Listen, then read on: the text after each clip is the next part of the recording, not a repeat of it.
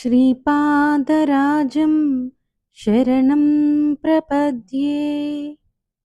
అధ్యాయము 6. శ్రీపాద జన్మ సమయమున గోచరించిన అద్భుత దృశ్యములు. అంతటా నేను ఇలా అంటిని, అయ్యా, మీరు కనులారాగాంచిన శ్రీపాదుల వారి లీలలను మరికొన్నింటిని తెలిపి నన్ను ధన్యులను చేయుము. అప్పుడు తిరుమలదాసు, అయ్యా శంకరభట్టు, నరసావధానులు గారికి బాపనార్యులపై కోపం వచ్చెను. ఏదో ఒక రీతిన వారిని అవమానింపదలిచెను. తనకు బగలాముఖీ దేవత అనుగ్రహం లేకుండా పోవుటకు బాపనార్యులే కారణమని అతడు తలపోసెను. ఏదో తాంత్రిక ప్రయోగమున బాపనార్యులు తన మంత్రసిద్ధిని హరించెనని ప్రచారం చేయసాగెను. నాడీ గ్రంథములందరి శ్రీపాద శ్రీవల్లభ అవతారమును గురించిన వివరములు అతనిని మరింత బాధింపసాగెను. నాడీ గ్రంథములు విశ్వసనీయములు కావనియు, మత్స్యబుక్కు అయిన బంగాళీ బ్రాహ్మణునకు బాపనార్యులు అన్నం పెట్టుట అనాచారమనియు వాదింపసాగెను. మనుష్యమాత్రుడు ఎవ్వడూను పూర్ణ బ్రహ్మము యొక్క అవతారము కాజాలడనియు, పసిబాలుడైన శ్రీపాదుడు సర్వాంతర్యామిత్వము, సర్వజ్ఞత్వము, సర్వశక్తిత్వము కలిగిన దత్తప్రభువు కాజాలడనియు వాదించసాగెను. శ్రీపాదుల వారు అత్యంత పసిప్రాయం నుండియు ప్రణవమును ఉచ్చరించుటయు, ఉయ్యాలలో పసిబాలుడుగా ఉన్నప్పుడు కూడా సంస్కృత భాషలో శాస్త్ర ప్రసంగం చేయగలుగుటయు, వయస్సునకు తగని అసాధారణ ప్రజ్ఞాపాఠములు ప్రదర్శించుటయు, ఎవరైనా వేద పండితుడైన బ్రాహ్మణుడు అశరీరిగా ఉండి ఈ బాలుడి శరీరమును ఆసరాగా చేసుకొని మాట్లాడుచున్నాడని ప్రచారం చేయసాగెను. శ్రీ కుక్కుటేశ్వర ఆలయం నందలి స్వయంభూదత్తుడే నిజమైన వరప్రదాత అనియు, బాలుణ్ణి దత్తస్వరూపంగా భావించుట తప్పనియు ప్రచారం చేయసాగెను. శ్రీపాద శ్రీవల్లభులు జన్మించినప్పుడు 3 తలల నాగుపాము 18 రోజుల పాటు వారిని ఎక్కడ పరుండబెట్టినను పడగ పట్టుచుండేది. వారు మాతృగర్భం నుండి జ్యోతిస్వరూపంగా వెలువడిరి. పుట్టిన ఉత్తరక్షణముననే సుమతీ మహారాణి సొమ్మసిల్లిపోయెను. పురుటి గదిలో నుండి మంగళ వాయిద్యములు వినబడుచుండెను. కొంతసేపటికి ఒక అదృశ్యవాణి అందరినీ పురుటి గది నుండి బయటకు పొమ్మని హెచ్చరించెను. శ్రీపాదుల వారి సన్నిధికి 4 వేదములు, 18 పురాణములు, మహాపురుషులు జ్యోతిస్వరూపులై వచ్చారు. పవిత్ర వేద మంత్రములు బయటకు వినపడుచుండెను. కొంతసేపటి తర్వాత నిశ్శబ్దం ఆవరించెను. ఈ అద్భుత సంఘటనను బాపనార్యులకు కూడా అగమ్య గోచరంగాను అయోమయంగాను ఉండెను. శ్రీపాదుని బాల్యలీలలు. శ్రీపాదుల వారు జన్మించి 1 సంవత్సరం పూర్తి కావచ్చుచుండెను. నెలల బాలుడిగా ఉన్నప్పుడు కూడా వారు తాతగారైన బాపనార్యులతో పండిత పరిషత్తు సమావేశములకు హాజరయ్యేవారు. శ్రీచరణులు నెలల బాలుడుగా ఉన్నప్పుడు కూడా స్వేచ్ఛగా నడిచి వెళ్ళుటయు, శాస్త్ర ప్రసంగములను చేయుటయు, చిత్ర విచిత్రములైన లీలలను చేయుటయు జరుగుచుండేది. ఎవరో మహాపండితుడు మరణించిన తదుపరి ఈ బాలుడిలో ప్రవేశించి ఈ రకమైన పనులను చేయుచున్నాడని, బాలునికి తగిన వైద్యం చేయించక బాపనార్యులు మరియు రాజశర్మయు వానిని దత్త అవతారమని తప్పుగా భావించుచున్నారను, ఇది అంగీకార యోగ్యం కాదని విషయమని పీఠికాపురవాసులు తలపోయుచుండిరి. పీఠికాపురము పాదగయా క్షేత్రంగా ఉన్న కారణమున పితృదేవతలకు ప్రధానమైన క్షేత్రం కనుకను పీఠికాపురంలో విగతాత్మలలో సంభాషించగల తంత్రవేత్తలు ఉండటం వలన ఈ రకమైన వాదములకు బలం చేకూరుచుండెను. నేను మాల్యాద్రిపురం నుండి వచ్చిన కారణమున శ్రీ బాపనార్యుల వారి ఇంట్లోని దుస్తులను, శ్రీ రాజశర్మ గారి ఇంట్లోని దుస్తులను నేను ఉతుకుచుండేడి వాడను. నరసావధానులు గారింటి బట్టలను ఉతుకు చాకలి వృద్ధుడై మరణించెను. వానికి ఒక్కడే కుమారుడు. అతడు కోకనదమన పిలవబడు వాయసపుర అగ్రహారంనకు వలసపోయెను. అందువలన నరసావధానులు గారింటి బట్టలను ఉతుకుటకు నన్ను నియమించిరి. చిన్నతనం నుండి బాపనార్యుల కుటుంబంతో సాన్నిహిత్యం వలన నేను కొంత శుభేచ్ఛ కలిగిన వాడుగా మార్పు నొందితిని. నాలో ఆధ్యాత్మిక జ్యోతి వెలగసాగెను. నరసావధానులు గారి బట్టలను నేను స్వయంగా ఉతకక నా పెద్ద కుమారుడైన రవిదాసును ఉతకమని చెప్పితిని. ఏ రోజునైనను నేను నరసావధానులు గారిని చూసిన ఎడల నా కడుపులో వికారం జరించి అన్నం కూడా తినలేని పరిస్థితికి వచ్చుచుంటిని. నేను శుభేచ్ఛ కలిగిన కుటుంబంలో వారి బట్టలను మాత్రమే ఉతకగలుగుచుంటిని. తిరుమల దాసుపై శ్రీపాదుల వారి దివ్య అనుగ్రహం. రవిదాసు నా పెద్ద కుమారుడు, నా మొదటి భార్య కొడుకు. నరసావధానులు గారి బట్టలను నేను ఉతకకుండా రవిదాసు చేత ఉతికించేవాడును. ఈ విషయము నరసావధానులు గారికి తెలిసింది. వారు తమ బట్టలను నన్నే ఉతకమని శాసించిరి. పెద్దల శాసనము శిరోధార్యం కదా. నేను శ్రీపాదుల నామస్మరణం చేయుచు వారి బట్టలను ఉతికితిని. రవిదాసు వాటిని వారి ఇంటికి తీసుకొని వెళ్ళెను. అదేమి చిత్రమో కాని ఆ ఇంటిలోని వారికి ఎవ్వరికీనూ ఏమి కాలేదు. కాని నరసావధానులు గారికి మాత్రం నేను ఉతికిన బట్టలను ధరించినంతనే ఒళ్ళంతయు తేళ్ళు జెర్రెలు పాకినట్లుండెను. ఆయన శరీరము నిప్పుల మీద పెట్టినంత బాధ కలిగించుచుండెను. అది మామూలు వస్త్రంగా కాక అగ్ని వస్త్రంగా ఉండెను. నరసావధానులు నన్ను పిలిపించారు. నేను ఏదో క్షుద్ర విద్యతో మంత్రశక్తిని తమ వస్త్రంలోనికి ప్రవేశపెట్టినానని, ఇటువంటి నీచమైన పనికి శిక్ష విధింపబడునని తెలియజేసిరి. న్యాయాధికారి వద్దకు ఫిర్యాదు తేబడెను. న్యాయాధికారి నన్ను నిర్దోషిగా తేల్చెను. నాయన శంకరభట్టు, శ్రీపాదుల లీలలు అచింత్యములు.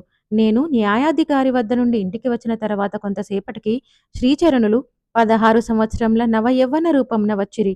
శ్రీపాదులు పుట్టినప్పటి నుండి తనకు ఇష్టమొచ్చిన వయసులో భక్తులకు దర్శనమిచ్చుచుండిరి. శ్రీచరణుల లీలలలో ప్రత్యక్ష సంబంధం కలవారులకు ఇది అత్యంత సహజంగా తోచును. నేను ఆశ్చర్యంతో, అయ్యా, మీరు ఉత్తమ బ్రాహ్మణ వంశంన జనించినవారు. రజకులు ఉండ పేటకు వచ్చుట ఉత్తమం కాదు అని అన్నారు. దానికి శ్రీపాదులు, ఓయి నరసావధానులు, ఎవరనుకుంటివి? వారు చాకలి మూట అంత పాపమును నెత్తిన పెట్టుకొని జీవనయాత్ర చేయుచుచున్న రజకుడు. రజకుడవైన నీవు బ్రహ్మజ్ఞానము కొరకు తప్పించే ఉత్తమ బ్రాహ్మణుడవు. అందుచే నేను ఇక్కడికి వచ్చుట అసంగతము కాదు కదా అనిరి. అంతటా నేను శ్రీచరణుల పాదములపై పడి వెక్కి వెక్కి ఏడ్చితిని. శ్రీచరణులు అమృత దృష్టితో చూస్తూ నన్ను తమ దివ్యహస్తంతో లేవనెత్తిరి. వారి దివ్యహస్తములను నాపై ఉంచారు. అంతటా నాకు నా గత జన్మ అంతయు గుర్తుకు వచ్చింది. నాలోని యోగశక్తులు చలనావస్థను పొందినవి. కుండలినీ శక్తి జాగృతమవసాగింది. శ్రీపాదులు నెమ్మదిగా అడుగులో అడుగు వేసుకొనుచు అంతర్ధానమయ్యారు.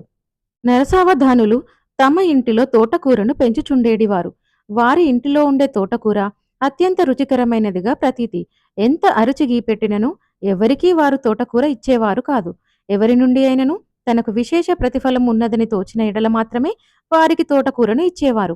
శ్రీపాదులు తన తల్లిని తోటకూర వండి పెట్టమని కోరారు. అది కూడా నరసావధానులు గారింటి నుండి తెమ్మనెను. ఇది అసంభవమైన విషయంగా చెప్పసాగిరు. తాతగారైన శ్రీ బాపనార్యులు ఇలా అన్నారు: నాయనా శ్రీపాద, రేపు ఉదయంన నీవే స్వయంగా నరసావధానులు తాతగారిని తోటకూర ఇమ్మని కోరవలసింది. నేను నిన్ను ఎత్తుకొని వారింటి వద్దకు వెళ్ళెదను. ఒకవేళ నరసావధానులు తోటకూర ఇవ్వని పక్షమున ఇంక నీవు ఆ విషయమై పట్టుపడరాదు. దానికి శ్రీపాదులు అంగీకరించారు. ఉదయంననే బాపనార్యుల వారు శ్రీపాదుని ఎత్తుకొని నరసావధానుల ఇంటి వద్దకు వచ్చారు. పెద్దలను గౌరవించాలనయు వారి ఆశీస్సులను పిల్లలు కోరుకోవలసనియను బాపనార్యులు చెప్పిరి. శ్రీపాదులు సరే అనిరి. నరసావధానులు వీధి అరుగుపై ఉండెను. వారికి చాలా పొడవైన శిఖ ఉండేది. అప్పుడే క్షురకుడు వచ్చి వారికి క్షురకర్మ చేయు ప్రయత్నంలో ఉండెను. తాతగారి భుజములపై ఎక్కి కూర్చున్న శ్రీపాదులు నరసావధానులు గారి వైపు చూసి చేతులు జోడించి నమస్కరించెను. ఈ హఠాత్ సంఘటనకు నరసావధానులు నివ్వెరపోయారు. శ్రీపాదుల తీక్షణ దృష్టి నరసావధానుల వారి శిఖపై పడెను. అప్రయత్నంగా నరసావధానుల వారి శిఖ ఊడి కింద పడిపోయెను. శిఖ దానంతటాది ఏ విధంగా పడిపోయిందో అర్థం కాక వారు అయోమయ స్థితిలో ఉన్నారు. అప్పుడు శ్రీచరణులు తన తాతగారితో, తాత, నరసన్న తాతకు అత్యంత ప్రియమైన శిఖ దానంతట అదే ఊడిపోయెను. ఇప్పుడు నేను వారికి అత్యంత ప్రేమపాత్రమైన తోటకూర గురించి అడిగిన పక్షమున ఏమి బాగుండును? అసలే మహా దుఃఖంతో ఉన్న నరసన్న తాతను నేను ఇంకా ఎందుకు బాధ పెట్టవలను? మనము మన ఇంటికి పోదాము అన్నారు. ఆ తర్వాత శ్రీపాదులు తనకు తోటకూర కావలెనని ఎప్పుడూ అడగలేదు. శ్రీపాదులు తనకు నమస్కరించటంలో జరిగిన మోసము నరసావధానులకు తెలియవచ్చెను. వాడు ధ్యానంలో కూర్చున్నప్పుడు వారినే పోలిన తపస్వి అయిన ఒకానొక వ్యక్తి వారిలో నుండి బయటకు వెళ్ళెను. నీవెవ్వరివి? ఎక్కడికి పోచున్నావని నరసావధానులు అతనిని అడిగెను. అంతటా ఆ తపస్వి, నేను నీలో ఉన్న పుణ్య శరీరంను. నీవు ఇంతదాకా ఎన్నో మార్లు వేదములు పఠించితివి, స్వయంభూదత్తుణ్ణి ఆరాధించితివి. సాక్షాత్తు ఆ దత్తుడే శ్రీవల్లభునిగా అవతరించినప్పుడు అవమానించితివి. నీకు నీ శిఖ మీదను నీ తోటకూర మీద ఉన్న ప్రేమాభిమానంలో లక్ష్యాంశమైనను శ్రీవల్లభునియందు ఉన్న ఎడల నీ జన్మ కడతేరి ఉండును. మోహము క్షయించుటయే మోక్షము. నీవు మోహపాశములచే బద్ధుడవై ఉన్నావు. నీకు అనతి కాలంలో దరిద్ర దశ రాబోవుచున్నది. దానిని నివారించుటకే శ్రీపాదులు నీ నుండి శాఖాదానమును కోరిరి. వారు కోరినట్లు నువ్వు తోటకూరను వారికి సమర్పించి ఉన్న ఎడల నీకు రాబోవు దారిద్ర్యదశ నిర్వీర్యము చేయబడుటయే కాక ఐశ్వర్యము కూడా అనుగ్రహింపబడి ఉండేది. అటువంటి అవకాశంను నీవు చేజేతులా పోగొట్టుకున్నావు. అయినను శ్రీపాదులు కరుణా సముద్రులు.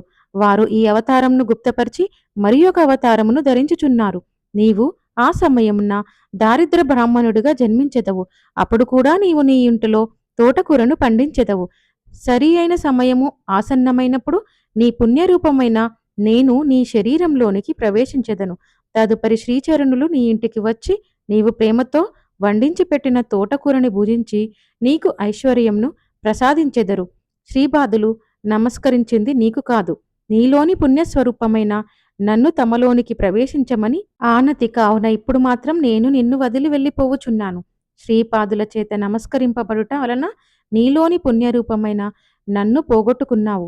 ఇక మిగిలింది నీలోని పాపపురుషుడు మాత్రమే అని పలికి అతనిలోని పుణ్యపురుషుడు శ్రీపాదుల వారిలో కలిసిపోయెను. అప్పటి నుండి నరసావధానుల జీవన పరిస్థితులు క్షీణించసాగెను. అతని మాటను లెక్క చేయవారు లేకపోయారు. పూర్వం అతనిలో ఉన్న వర్చస్సు ఇప్పుడు మరుగాయెను. పీఠికాపురం గ్రామంలో కలరా ప్రబలెను. అనేక మంది జనులు మరణించసాగిరి. జలదోషం వలన క్రిముల వ్యాప్తి జరుగుచుండెననియు ఇది అంటురోగంగా వ్యాప్తి చెందుతున్నదని వైద్యులు తెలిపారు. భయవిహ్వులుడైన జనులు ఈ మహమ్మారి నుండి తమను రక్షించవలసిందిగా జనసహితార్థం శాస్త్రమంలో చెప్పబడిన ఉపాయములను అన్వేషించి సత్వరమే తగు చర్యలను గైకొనవలసిందనియు బాపనార్యులను ప్రార్థించారు. బాపనార్యులు తమ అంతర్దృష్టితో చూసి ఇది జలదోషం కాదని, వాయుమండలం నందని కాలుష్యం వలన అని తెలుసుకున్నారు. శ్రీ బాపనార్యులు చెప్పింది వైద్యశాస్త్ర విషయములకు వ్యతిరిక్తమనియు అందువలన ఆమోదయోగ్యం కాదని వైద్యులు నిర్మోహమాటంగా తెలిపారు. జనులు గ్రామదేవతకు రకరకముల జంతుబలులు, వివిధములైన పూజలను చేయసాగారు. తాంత్రికులు జంతుబలులను విశ్వసించెదరు. జంతుబలి చేయుట వలన ఆ జంతువులోని జీవశక్తి అనగా ప్రాణశక్తి బలవంతంగా విడుదల కాబడును. మంత్రోచ్చాటనం వలన ఆ ప్రాణశక్తి బలి ఇచ్చు వ్యక్తికి వశమగును. ప్రాణశక్తిని వృద్ధి పొందించేందుకు యోగ ప్రక్రియలు ఉన్నాయని, సాత్విక ఆరాధనా పద్ధతులు అనేకం ఉన్నాయని, గ్రామదేవతను ప్రసన్నం చేసుకొనుటకు సాత్విక పద్ధతులను అవలంబించాలని బాపనార్యులు సెలవిచ్చారు. అయినను జనులు జంతుబలిని ఇచ్చుట మానలేదు. శ్రీపాద వల్లభులయందు వారి దివ్యలీలయందు విశ్వాసము గల కొందరు శ్రీచరణుల వారిని ఈ విషయమే అడిగారు. అంతట శ్రీచరణులు గ్రామదేవతను బలిని కోరవద్దని తాను ఆదేశించినట్లును ఆ గ్రామదేవత శ్రీపాదుల వారి ఆజ్ఞ మేరకు సముద్ర స్నానం చేయుటకు వెళ్ళెననియో, కేవలం పాల పొంగళ్ళు సమర్పించిన రక్షాకాళిక రూపము శాంతించునని ఈ విషయమును గ్రామ ప్రజలకు, పరిసర గ్రామ ప్రజలకు తెలియపరచుటకు చర్మకారుణ్ణి ఒకరిని పిలిచి చర్మ వాయిద్యంతో దండోరా వేయమని చెప్పవలసిందిగా తెలియజేశారు. దండోరా ఎవరి చేత వేయించమందురని అడగగా విషూచి సోకి రోగగ్రస్తుడైన వెంకయ్యతో నామాటగా చెప్పమని చెప్పారు. శ్రీవల్లభుల వారి విశ్వాసులు వెంకయ్య వద్దకు పోయిరి. వెంకయ్య మరణాశాసన్న స్థితిలో ఉండెను. శ్రీచరణుల వారి ఆజ్ఞను తెలపగా అతడు మూర్ఛిల్లెను. ఒక గడియ సేపటికి ప్రకృతిస్థుడై సంపూర్ణ ఆరోగ్యవంతుడయ్యాడు. ఈ వార్త పీఠికాపురంలో చర్చనీయాంశం అయింది. వెంకయ్య చేత దండోర వేయించబడెను. శ్రీ బాపనార్యులు జలముతో నిండిన పెద్ద పాత్రను తమ సన్నిధిని ఉంచమని చెప్పారు. విషక్రిములను సంహరించుటకు తగిన మంత్రములను ఉచ్చరించారు. ఆ విషక్రిములు టపటపమని శబ్దం చేయుచు వాయుమండలం నుండి వచ్చి జలపాత్రలో పడినవి. వాయుమండలం నందలి కాలుష్యము హరించబడెను. విషూచి మహమ్మారి పీఠికాపురంను వదిలి వెళ్ళెను. శ్రీపాదుల వారి జన్మదినమైన గణేశ చతుర్థి నాడు రాజశర్మ సతీ సమేతంగా శ్రీచరణులను తీసుకొని బాపనార్యుల ఇంటికి వెళ్ళెను. శ్రీ బాపనార్యులు శ్రీవల్లభుల వారి పాదపద్మములను పరిశీలించి శుభ లక్షణములను దర్శించ యత్నించినప్పుడెల్లా వారి కళ్ళకు మిరుమిట్లు కొల్పు కాంతులు మాత్రమే దర్శనమిచ్చుచుండెను. శ్రీ మహావిష్ణువుకున్న శుభ లక్షణములను వారు దర్శించలేకపోయేవారు. ఇది వారికి ఆశ్చర్యంగా ఉండెను. ఆ రోజు ఉషక్కాలమున బియ్యమును దంచిన తవుడునందు దివ్య పాదముద్రలను చూసి బాపనార్యులు తన కుమార్తె అయిన సుమతిని పిలిచి, అమ్మా, ఈ మార్గమున ఎవరు వెళ్ళినారని అడిగెను. అంతట సుమతి, ఇంకెవరు, నీ ముద్దుల మనుమడే ఇటు వెళ్ళినాడు అని సమాధానం చెప్పెను. ఆ కాలిముద్రలు సుమారు 16 సంవత్సరములు బాలుని కాలిముద్రలుగా తోచెను. తాతగారు శ్రీవల్లభుణ్ణి తన ఒడిలోకి తీసుకొని వారి శ్రీచరణములను పరిశీలించిరి. ఇదివరకు కనులకు మిరుమట్లు గొలుపు కాంతులు ఇప్పుడు కానరాలేదు. స్పష్టంగా తాను స్వయంగా దత్తావతారమని సూచించి శుభలక్షణములు వారికి దర్శనమీయసాగెను. వారు శ్రీపాదుల వారి దివ్య శ్రీచరణములను ముద్దాడి ఈ బాలుడు సాక్షాత్తు దత్తప్రభువని నిర్ణయించుకొనెను. అప్పుడు బాపనార్యుల వారి నోటి వెంట అప్రయత్నంగా కొన్ని పదములు ఉచ్చరించబడినవి. వాటికి ఛందోబద్ధత కాని వ్యాకరణ దోషరాహిత్యం గాని ఉండనవసరం లేదు. తాతగారి కనుల వెంట కారు కన్నీరుని శ్రీపాదులు మౌనంగా తుడిచెను. కొంతసేపటికి శ్రీపాదుల వారు ఇలా అన్నారు. తాత, నీవు శ్రీశైలం నందు సూర్యమండలం నుండి శక్తిపాతం చేసి మల్లికార్జున శివలింగంలోనికి ఆకర్షించితివి. అదే సమయమున సూర్యమండలం నుండి శక్తి గోకర్ణం నందలి మహాబలేశ్వరిలోనికి పాదగయా క్షేత్రంలోని స్వయంభూదత్తునిలోనికి ఆకర్షింపబడింది. నేను గోకర్ణ క్షేత్రంను మరింత శక్తివంతము చేయదలిచితిని. జీవులకు సంబంధించిన అనిష్ట స్పందనలను మహాబలేశ్వరునిలోనికి లయం చేసుకొని శుభ స్పందనలను ఆశ్రితులకు అందింపచేయుట నా సంకల్పము.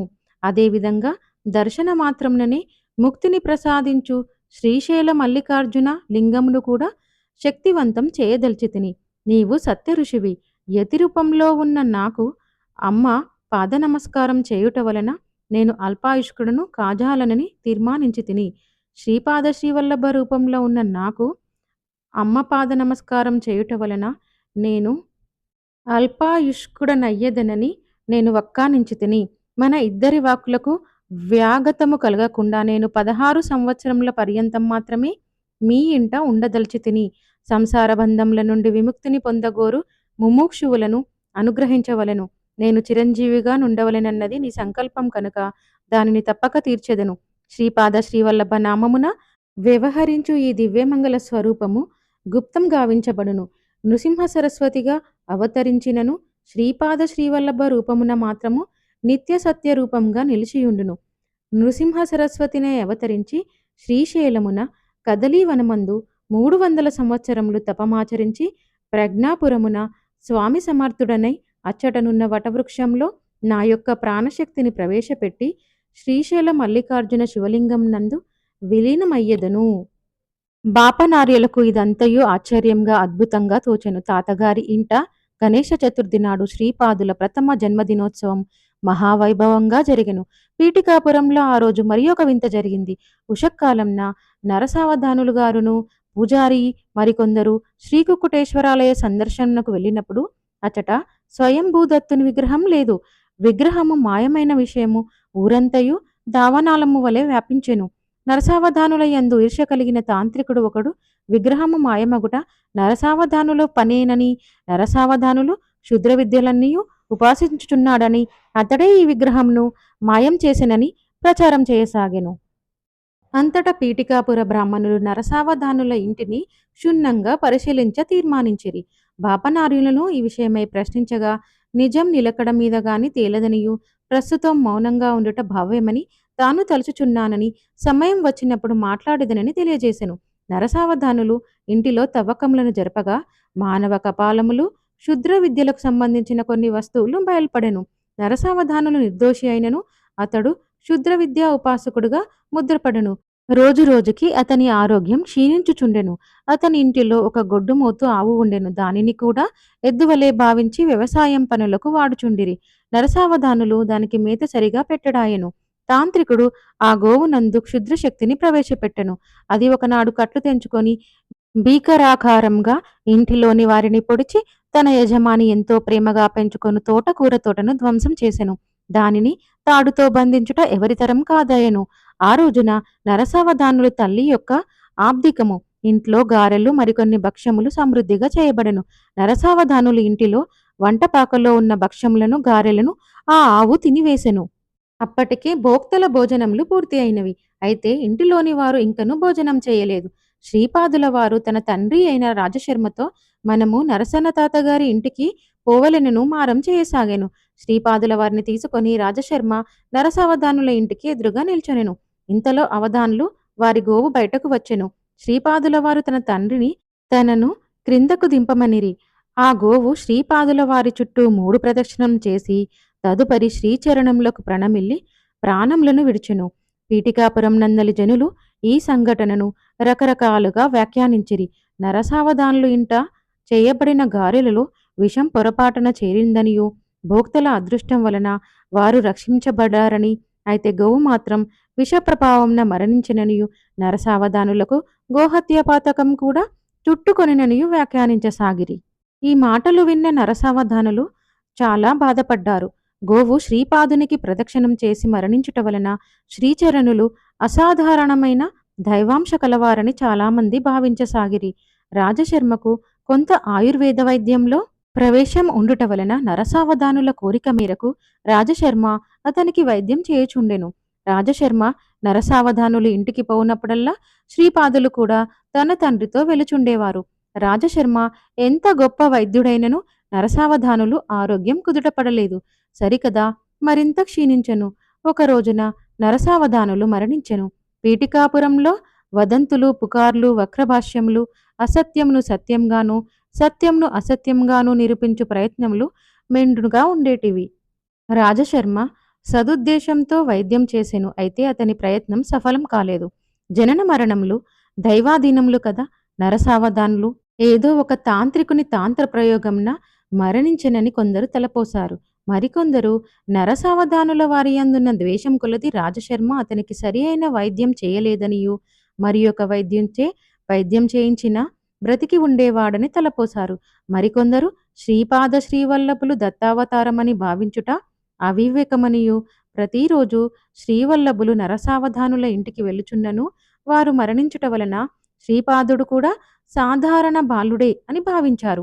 విషప్రయోగంన గోవు మరణించుట వలన నరసావధానులు కూడా గోహత్య మహాపాతకమున పడి మరణించెననియు, ఆ ఇంటిలో మరికొన్ని శవములు శ్మశానమునకు చేరవలసి ఉండెననియు, గోహత్యాపాతక నివారణమునకు బ్రాహ్మణులకు భూరి దాన ధర్మములను చేయించవలెననియు, బంగారు గోప్రతిమను బ్రాహ్మణులకు దానమియ్యాలని ఒక మండలము మహాశాంతి హోమములు జరిపి ప్రతిరోజు ఆ మండల కాలమంతయు బ్రాహ్మణ సమారాధనము చేయవలెనని తీర్మానించారు.